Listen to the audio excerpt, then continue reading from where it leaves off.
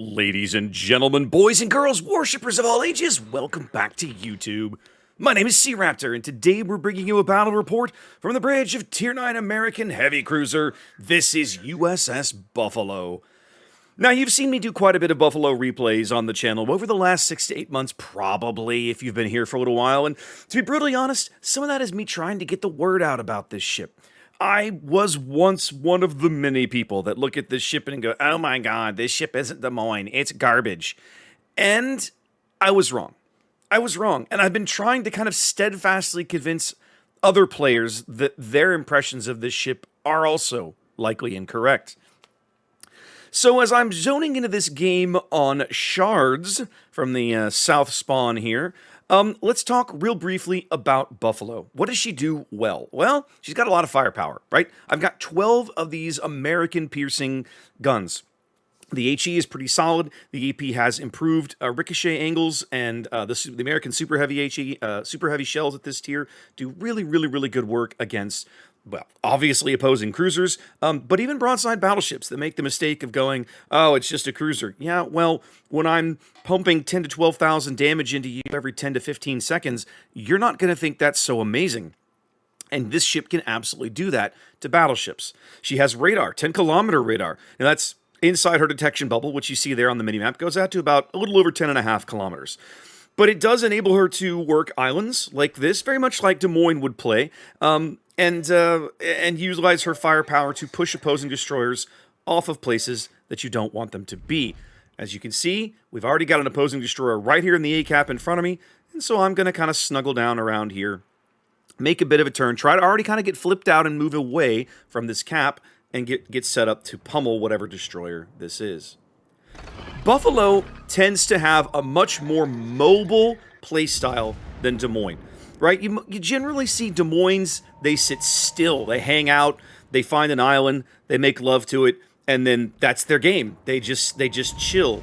But Buffalo, in my experience, at least for me, I tend to play my Buffalo almost a little more like a Hindenburg. She has that same kind of turret arrangement as a Hindi. She obviously doesn't have Hindenburg's range, but she has a different set of things that she does well. But I still have learned to really appreciate this ship. It surprises people, I think, what this ship is capable of. And I don't know if you've noticed or not, but this particular game here on Shards, I am the high tier ship on my team. I'm the only tier 9 ship on my team. The opposing team has a Riga, my team has me, and that's it. We are top tier. And what else does that mean? Well, it also means that from Buffalo's perspective, there are a number of opposing battleships that I can be a little cheeky with, in the sense of I'm not super concerned about their guns overmatching my bow armor. The opposing Bismarck, for example, is a ship that I can go, I'm not super concerned about that guy. If he gets too close to me or he decides to charge me or whatever, I can put my bow to him and I can fight him. Now, his secondaries will absolutely do mean things to me. This is something that cruiser players sometimes forget when they go, oh, well, you can't overmatch my bow armor. Yeah, but his secondaries will chew you up. You're bigger than a destroyer, you're slower, you're just a larger target. His secondaries will do good work against you. So already in less than 4 minutes here, we've clapped an opposing destroyer, we've cut him in half, and I'm really harassing the bejesus out of this Alaska with my HE because I know, one, his radar has the potential to be impactful if we allow him to live, and two, he burns. He burns longer than most ships of his size and class because battlecruiser, and so I'm trying to get him to light on fire again and to continue to push him back off the cap. I do have a little bit of support down here. This Massachusetts just off my starboard side. There's an Amagi just off to his starboard side. And, well, there used to be a friendly Helena, at least one more map row up. But, of course, he is, well, he's no longer with us.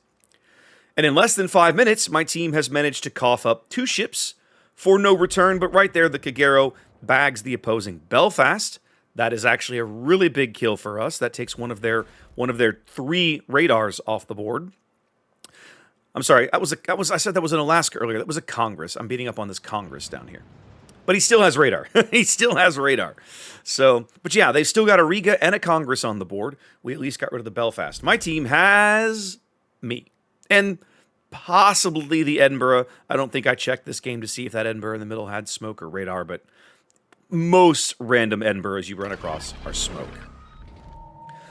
There's the Merker again, still trying to bag this cap. I'm still determined not to let him have it that easily. He may yet get it, but he's going to work for it.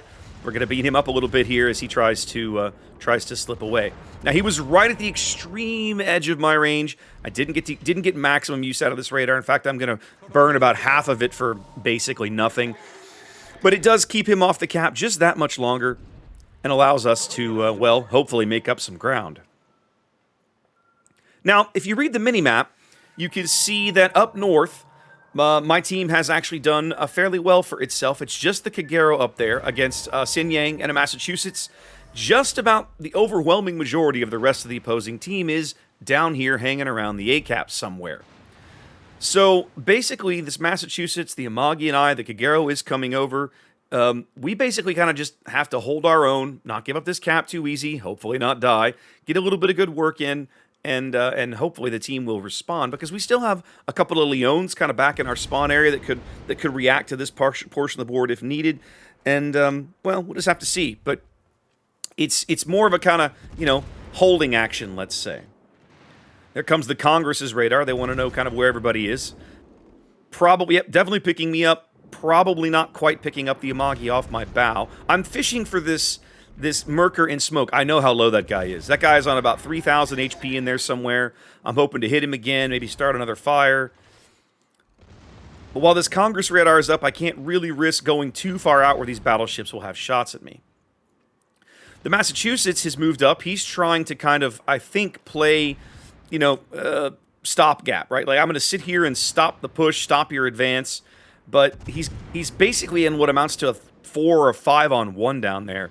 I can help him a little bit, but he's got let's get a big hill to climb. This Amagi in the back is reversing, so I'm going to start picking on that guy. If he's going to move that slowly, I can probably drop a whole bunch of shells on his deck. I do get the bow fire there, come in with another salvo, get that second superstructure fire as he puts all of that out, doesn't want to deal with it. We are upside down on health as a team, but this game is still winnable. This is certainly not a game that's out of reach. Both teams only on 1 cap, and we're putting up a decent fight down here as we do finally go up a ship there. Go get a little bit of the stern fire coming back in. This Amagi, in about 60 seconds, this Amagi's absolutely going to learn to hate my guts. I lit him on fire twice. He put it out. I lit him on fire again. That second salvo there on the after the repair didn't get a fire, but this one will. Yep, he takes a stern fire now, and now I've got, as he starts to put on some speed, I'm trying to kind of lead him a bit, see where these going to go. Now I'm trying to land them up forward intentionally. Good hits on the superstructure, no fire, boo. But if I can get one more fire on this dude, he is going to really, really hate his life. Our friendly Massachusetts goes down. So now it's down to just me and the Amagi and kind of this Leon back on the 6 line hanging down here around the cap. Ships are tied up again. Score's still quite close. 9 minutes into the game. For a random, this could still go either way. So I'm determined not to throw away my ship on a overly bold or stupid play. Ooh. The Amagi must have hit that guy good, because I think the fire was ticking out. I hit him with just enough shells to get him off the board. And there we go, kill number 1. Synop is pushing up into the cap. I'm sure the Merker is up there on the top end of the cap, but I'm not going to go back up there fishing for him anymore. We have a ship lead. We now have a cap lead. I don't see the need to go up there and push into the face of a 16-inch armed battleship like this Synop and get my face blown off. That's not going to do anybody any good.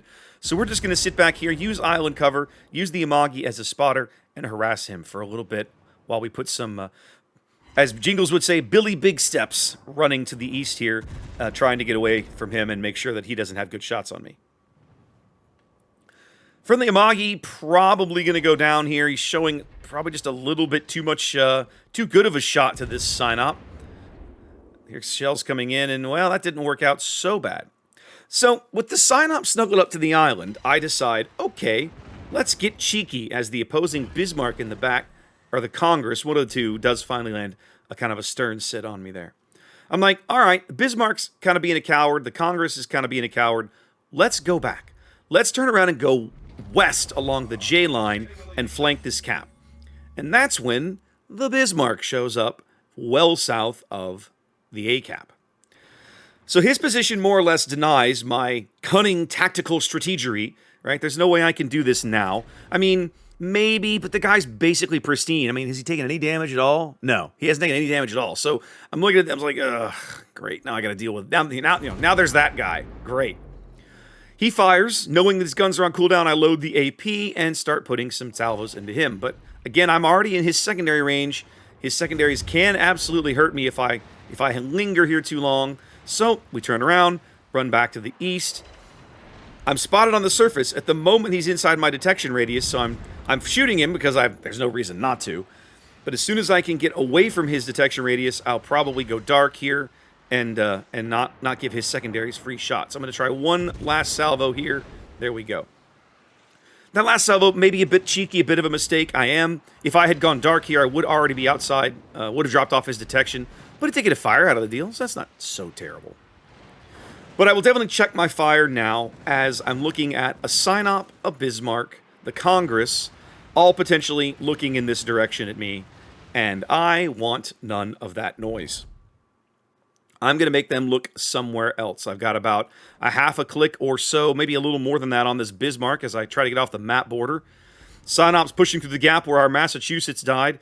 And for the moment, it's just me and this Leon hanging around down here on the bottom of the map.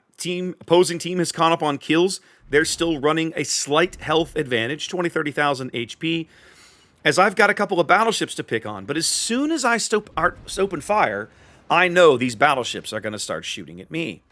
So, one of the things I'm going to do over the next couple of minutes here is try to give them bad shots, in the sense of I'm going to wait for them to fire before I open fire, take a pot shot, get them to look somewhere else, probably go dark, wait for them to go, oh, he's dark again, fine, shift their target, pull the trigger, and then open fire again. It's a bit of a slow process, but it's not quite free damage, but it's kind of the next best thing. You're able to use your spotting advantage to get basically unanswerable damage, that you're not allowing them that return shot, right? Take a couple of shots here on the Synop. Waiting for... I'm trying to get him on fire. I know this Kagero was coming back for him, so I'm thinking if I can get him to light and get him to repair, the Kagero might be able to come back and hit him with a torp and stick a flood and see how that goes. There comes the Synop shells coming in. So, cut our speed, turn to starboard, and sure as anything, he has overled those. He's about to drift out of my range. I'm probably not going to get many more salvos on this guy. But I'm getting some good work before I do. Another 4K there. And right about here, he will pass out of my range. We can no longer see each other on the surface, as I do manage to stick the stern fire. And so, knowing now that these battleships can't see me, unless I give them the opportunity, unless I intentionally show myself, I start to turn around. We've got a 2-ship lead.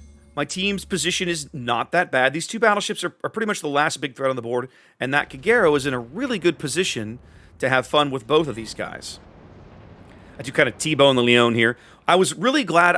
One of the things that I'm really glad for with the team damage changes is that ordinarily long ago, the opposing team would see that I had run into that guy, and they would know we were still more or less on top of each other. Now, because team damage has been removed, they don't have any way of knowing that we literally just, bumped into each other.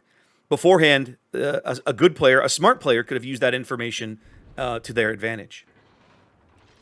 Friendly Kagero does sink a torp into the Synop, does stick a flood, because he put out the fire I lit on his stern earlier, and eventually does flood him out. 3-ship lead now. All that's left is the opposing Bismarck coming at me, and the New Orleans way back on the 1 line. And so now, knowing that it's just me and this Bismarck, knowing that my heel's up, I decide, all right, let's get into this fight. You remember earlier when I talked about the Bismarck having 15-inch guns, I can bow tank him? Yep, I'm really not concerned about getting in this guy's face and kind of exerting a little bit of dominance. You can see already what my AP is doing to this guy. 10,000 damage in consecutive salvos there, cumulatively anyway. Right there, he hits most of those shells up forward. Most of that bounces off. I take a little bit of damage there, probably some overpins through the superstructure. It's really his secondaries that I have to watch out for. I'm trying to drop these right below his deck, right into his casemate where I know I can get good full penetrations. Solid hit there. 6 full pens for 8,000. I know that basically every couple of salvos that I fire, I need to angle away, take my stern turrets out of action in order to allow him. I know he'll fire his guns. And now as we're getting closer, I'm intentionally trying to stick with the casemate, but you're going to see me try and put them up for full pins through his bow. So I'm going to try and overlead here, again looking for full pins up forward, right about something like that. That works out really well. Bunch more full pins. And this guy's really hosed, right? Like, we're down to just this, right? The New Orleans is dead. Right there's some more full pins through the bow. I full pin all of those shells, and he's going to burn out, but I don't want the other team to get the kill. I bring the stern turrets into action, AP right through the face, and there he goes. So, again, I know it's a bit of a broken record, guys. I know there's a whole lot of people that don't like Buffalo, but I'm telling you guys, if you don't, you're missing out. This ship is really, really solid. She does not play like Des Moines, and I think that's what maybe has most people a little head-scratchy, confused, or irritated about the ship, right? When you get to New Orleans and Baltimore, they play very, bow on. I use my stern turrets sparingly. This island is mine. There are many like it, but this island is mine, right? Especially Baltimore with her radar. Des Moines has a very similar playstyle. She just gets the amazing autoloaders, that ridiculous reload. Buffalo is a more mobile cruiser. She can perform the same role as Des Moines. She has many of the same advantages that Des Moines has. But when you do that, you literally take half her firepower out of action, and she doesn't have Des Moines' reload. And she actually has a worse reload than Baltimore, and I think that's something else that throws people off. So you have to approach playing a Buffalo like you would play a Hindenburg. She doesn't have the torpedoes, but when you do charge somebody, when you do find yourself in a brawl like I was against that Bismarck, it's all about the AP. Looking for full penetration angles, looking for citadel angles at those kinds of ranges, and you will do absolutely good work with these guns. The ship is quite solid, very survivable, really good AA, plus radar. Just, I love it. I love playing this ship. Anyway, guys, hope you enjoyed that. Wash your hands, be safe, and I'll catch you next time.